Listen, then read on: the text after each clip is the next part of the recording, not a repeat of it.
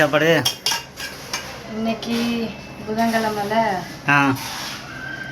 எப்பவும் சுட சுட வடிச்ச சாதம். ஓகே. இன்னைக்கு கீரை. அப்படியா?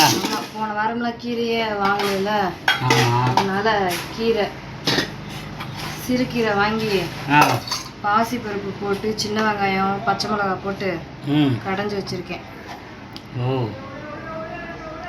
நல்லா இருக்கும். அது நல்லா கிரீன் கலர்ல இருக்கு. தொட்டுக்க பீட்ரூட் பொரியல். பீட்ரூட் பொரியல் வச்சுட்டு அப்புறம் இது கத்திரிக்காய், புளி கத்திரிக்காய். நம்ம நாட்டு கத்திரிக்காய் அன்னைக்கு வெள்ளை கலர்ல வெள்ளை கத்திரிக்காய் வாங்கிட்டு வந்தீங்கல்ல? ஆமாம். இது ஒரு மாதிரி நல்லா டேஸ்டா இருக்கும். அதை புளிக்காய் மாதிரி வச்சுட்டேன். ஆமாம், சூப்பராக இருக்கும். அப்புறம் முட்டை, அதுக்கப்புறம் ரசம் வச்சேன். ஆமாம், டெய்லியும் ரசம் வச்சிருமா. டெய்லியும் ரசம் சாப்பிட்டா நல்லது தான்.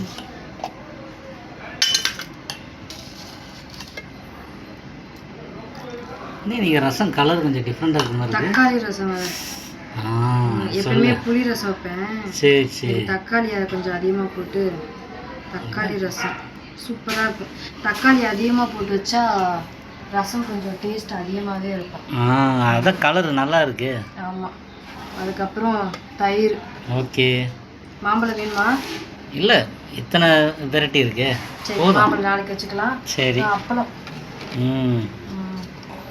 அதுதான். ஓகே. நம்ம வீட்டு சாப்பாடு இதுதான். சாப்பிடுங்க. நீ அப்படியே வச்சுக்கோங்கம்மா. முட்டை. நீ இன்னொரு முட்டையை நீயே எடுத்துக்கம்மா, நீயே சாப்பிடு. இல்லை எனக்கு ஒன்று போதும். நீங்கள் சாப்பிடுவீங்கன்னு தான் 3 வச்சேன். நீங்கள் சாப்பிடுங்க.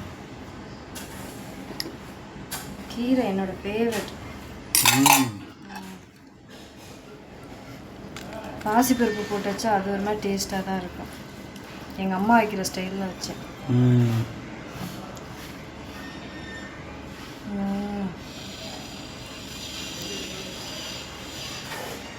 சூப்பராக இருக்கும்.